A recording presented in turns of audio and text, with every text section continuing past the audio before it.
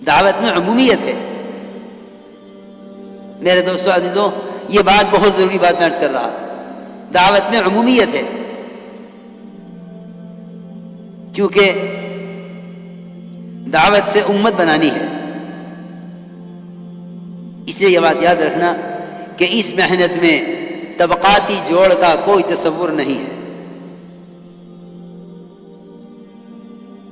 کیونکہ جتنی نسبتیں دنیا سے قائم ہوئی ہیں، تجارت کی، زراعت کی، حکومت کی،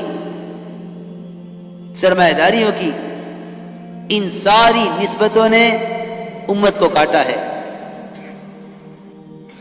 صرف امت، دو نام تھے امت کے، ایک انصار ایک مہاجر. ان میں تاجر بھی تھے، کاشتکار بھی تھے، ملازم بھی تھے، ان میں اپنے علاقوں کے سرپنچ چودھری بھی تھے، سب تھے. لیکن انصار اور مہاجر کے علاوہ کوئی تیسری قسم نہیں ملتی صحابہ میں. امت طبقات میں بٹی ہوئی ہے. اللہ کی غیبی نصرتوں کے نزول کا جو اصل سبب ہے وہ امت کی اجتماعیت ہے. اس کو اجتماعیت نہیں کہتے کہ کالے یہاں جمع ہو گئے، گورے وہاں جمع ہو گئے، ایک زبان والے یہاں جمع ہو گئے، ایک زبان والے وہاں جمع ہو گئے. یہ امت کا تفرق ہے، یہ امت کی اجتماعیت نہیں ہے. امت کی اجتماعیت یہ ہے کہ امت کے درمیان سے طبقاتی فرق ختم ہو جائے. یہ امت کی اجتماعیت ہے کہ امت کے درمیان سے طبقاتی فرق ختم ہو. یہ امت کی اجتماعیت ہے. اس لیے آپ صلی اللہ علیہ وسلم نے رنگ کی، زبان کی، کوئی آپ نے اپنی دعوت میں ابتدا سے کوئی تقسیم نہیں رکھی، بلکہ پہلے ہی دن سے آپ کے ساتھ مختلف زبان والے، صہیب وہ آپ کی زبان کے نہیں، سلمان وہ آپ کی بلال کے، وہ جو آپ کی زبان کے نہیں، بلال وہ آپ کی زبان کے نہیں. کوئی حبشی ہے، کوئی رومی ہے، کوئی فارسی ہے، ایک بھی عربی نہیں ہے. ایک کالا ہے، ایک گورا ہے، ایک غلام ہے، ایک آقا ہے، ایک عورت ہے، ایک بچہ ہے. یعنی ابتدا سے امت کی ساری قسموں کا آپ نے جمع فرما لیا.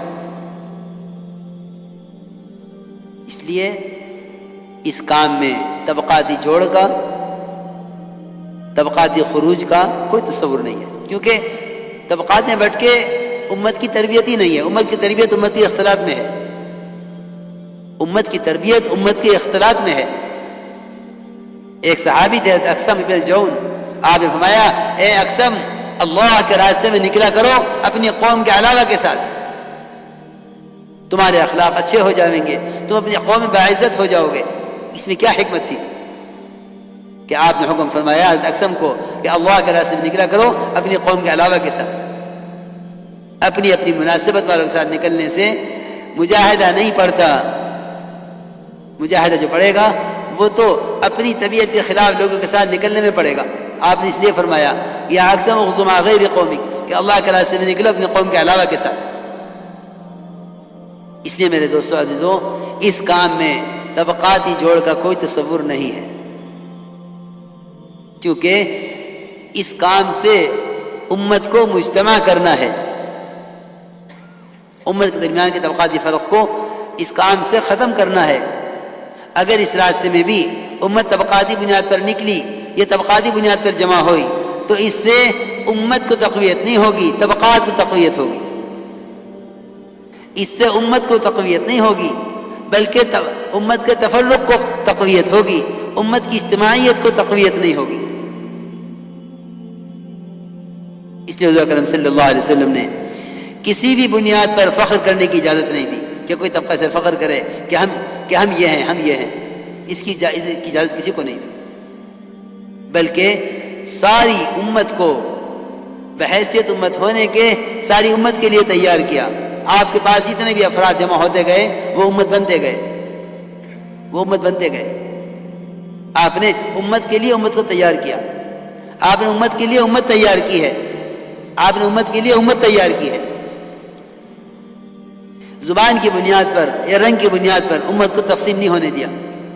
اور یہ بھی نہیں کہ کوئی طبقہ یہ کہے کہ ہم نبی کی دعوت کے اور ان کی نصرت کے زیادہ اہل ہیں.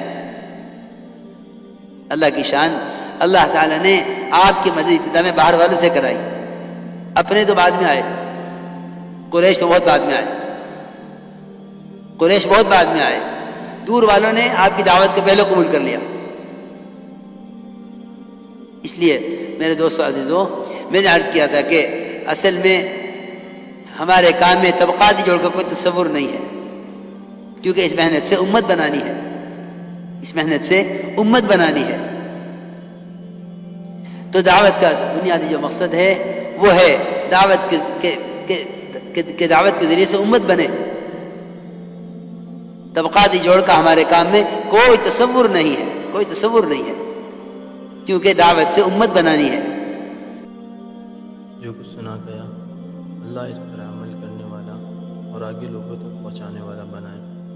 مزید اصلاحی بیانات کے لیے ہمارا یوٹیوب چینل ایمان و یقین کو سبسکرائب کریں۔ جزاک اللہ۔